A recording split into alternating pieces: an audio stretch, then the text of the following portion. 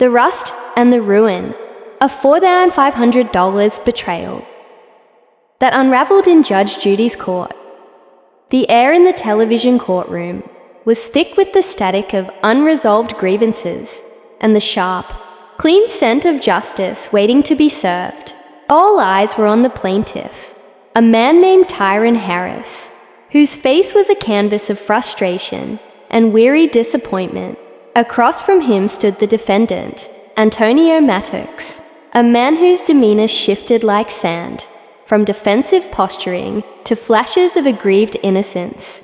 Presiding over this clash of conflicting realities was the one unwavering constant, the sharp-eyed arbiter of truth, Judge Judy. The case, on its surface, was a simple dispute over a car, a 1969 relic of American automotive history.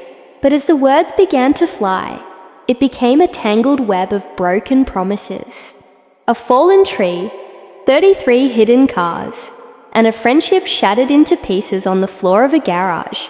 Tyron Harris, his voice steady, but carrying the weight of years of annoyance, laid out his claim with the precision of a man who had rehearsed this moment in his mind 1,000 times. "Your Honor," he began, his gaze fixed on Judge Judy, "it is my claim that the defendant, Antonio Mattox, a person who I knew, was going to do some work on my antique car." He emphasized the word "knew," hinting at a past camaraderie that made the present betrayal cut all the deeper. He wasn't just suing a stranger. He was suing a man he had once trusted, a man who had, in his view, taken a cherished possession and systematically destroyed it. The emotional core of his claim was stark and painful, and it is my claim that he destroyed the car in the process. The word destroyed hung in the air, heavy and absolute. He was suing for $4,500, a sum that represented not just the car's monetary value, but the cost of shattered trust and ruined dreams. But Antonio Mattox was not without his own story, his own version of events where he was the wronged party. He presented a counterclaim, a defensive strike for about $2,500 for work he insisted he had done and materials he had purchased, painting himself as the diligent worker left high and dry. Judge Judy, a master at navigating these dueling narratives, cut to the heart of the matter with her trademark efficiency. "May I see a picture of the car, please?" she asked, her voice a calm command in the growing storm. The first photograph was presented, and it was here that the first seeds of suspense were sown. What was this car, this object of such fierce contention? Tyron Harris explained it was a 1969 model, a vehicle he had purchased from a former co-worker back in 1992. A relationship of the past, now echoing in a dispute of the present. He had paid $20,700 for it, and for over 20 years, this car had been more than just metal and rubber. It had been his primary source of transportation, a faithful companion on the road to work and back, a part of his daily life, woven into the fabric of his memories. Judge Judy's sharp eyes scanned the picture, missing nothing. "But I see that the car was beginning to rust in spots," she observed, her question pinpointing the first major point of conflict. "Yes," Tyron admitted, and then delivered the line that would define the entire case. "And is that what Mr. Mattox was supposed to take care of?" The camera swung to Antonio Mattox. "No, ma'am," he stated, his voice firm, creating an immediate and irreconcilable chasm between their two stories. The suspense tightened its grip. If he wasn't supposed to take care of the rust, what was the agreement? "I was supposed to paint the car," Antonio declared. Judge Judy's reaction was instantaneous and dripping with skepticism. "Paint it," she echoed, her tone implying that such an idea was not just foolish, but fundamentally dishonest. "Well, you can't paint over rust," she stated, voicing the simple, logical truth that everyone in the room understood. She used a metaphor that was both brilliant and easily understood. A moment of clarity in the growing confusion. It's like putting makeup over a dirty face. You don't do that. If you have rust on a car, what's the point in painting it? The audience nodded in silent agreement. This was common sense, but Antonio Maddox was ready with a counter-argument, one that sought to reframe the entire financial arrangement. He launched into a convoluted explanation about Marco, a well-known auto painting chain, suggesting that a basic paint job wouldn't include rust removal. He claimed that for a paltry $2,000, a sum Tyron would soon dispute, you only got what you paid for, a cosmetic cover-up, not a true restoration. He's getting what he's paying for, Antonio repeated, a mantra that seemed to justify, in his own mind, the cutting of a critical corner. But Judge Judy was not buying it. Her disbelief was palpable, a force in the room. I don't believe anybody was going to pay you $2,000 to paint over rust, sir, she declared, her voice leaving no room for argument. The true agreement, as Tyron Harris finally clarified, was for $1,500 to do the bodywork, clear all the rust up, and paint the car. That, Judge Judy affirmed, sounded reasonable. The car was, by her own admission, a rusted old car at this point, and a full restoration for $1,500 made far more sense than a simple, useless paint job for $2,000. The plot had thickened. Was Antonio Maddox trying to retroactively change the terms of their deal to cover for his own failures? The question hung in the air, unanswered.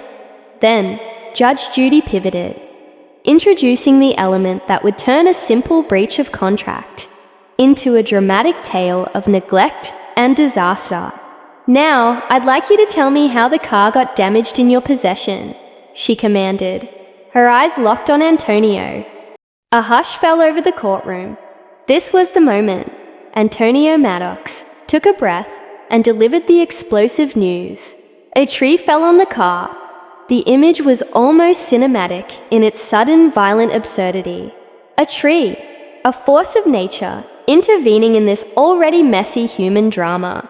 He claimed to have pictures, evidence of the arboreal assault and the damage it had wrought. Judge Judy, ever the investigator, asked the crucial, damning questions. Was it your tree? Was it on your property? The answers were a quiet, admitting, yes. The responsibility, therefore, rested squarely on Antonio's shoulders. He insisted he had fixed the damage, performing the bodywork himself, using Bondo to smooth out the dent. He even claimed he had Tyron's approval, presenting a text message that he believed was his get-out-of-jail-free card. He pointed to the screen, his finger stabbing at the words, "Okay, looking good. Go ahead and get me out the door." According to Antonio, this was Tyron giving his blessing, a digital thumbs up that meant they had moved past the incident. "We proceeded past the damage," he stated with conviction. "We did other stuff past the damage. The damage was done. He saw the damage. He approved of everything." For a moment, it seemed Antonio might have a case. Perhaps this was all a tragic misunderstanding. But Tyron Harris was not finished. He seized upon the pictures, his anger now simmering to the surface. "Your Honor, that's not the damage that was done on the car from the tree," he corrected, his voice tight with controlled fury. The suspense ratcheted up another notch. If it wasn't the tree damage, what were they looking at? Tyron explained, his words painting a picture of profound neglect. "That's my back window being busted out and my interior being ruined from weather and not being covered from when the tree damaged my car." The true horror of the situation was revealed. After the tree fell, Antonio Maddox had left the car exposed to the elements. Rain, sun, and wind had poured through the broken window, rotting the interior and compounding the initial damage with a slow, systemic ruin. This wasn't just an accident. It was a failure of custodianship, a profound carelessness that spoke to a deeper lack of respect for Tyron's property. Antonio's defense grew increasingly desperate and bizarre. He claimed the car in these damning photos was not even in his possession, suggesting it had been damaged elsewhere after it left his care. He questioned where the photo was taken, trying to find a loophole, a sliver of doubt, but Judge Judy was having none of it. The evidence was too clear, the logic too compelling. The mystery of the car's location deepened the suspense even further. Judge Judy asked the simple, critical question, "Where is the car now?" Tyron's answer was a bombshell that unveiled a whole new layer to Antonio Maddox's operations. He explained that he finally recovered his car after Antonio was subpoenaed by the Walton County Court. The reason? Antonio Maddox was running an illegal auto shop from his residence, a fact that Judge Judy seized upon. With the intensity of a bloodhound on a scent, he had to move all the vehicles from his property, a staggering 33 cars, on January 1st, 2016. The number was astounding. 33 cars. This was not a hobbyist working on a friend's vehicle. This was an unlicensed, unregulated business operating in the shadows. The image of Antonio's property, cluttered with dozens of broken-down vehicles, added a sinister backdrop to the story of Tyron's lone antique car. It was a junkyard empire, and Tyron's prized possession had been just another piece of inventory in this chaotic, illegal enterprise. The final heartbreaking picture was presented. The car as it was now, sitting at Tyron's house.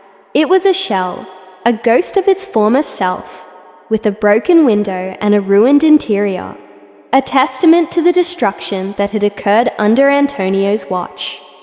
Antonio weakly protested that the car had been undrivable when he received it, with flat, dry, rotted tires. But his credibility was in tatters. His claim that he had installed a new window was directly contradicted by the photographic evidence showing a gaping glassless hole. Judge Judy had heard enough. The story was complete.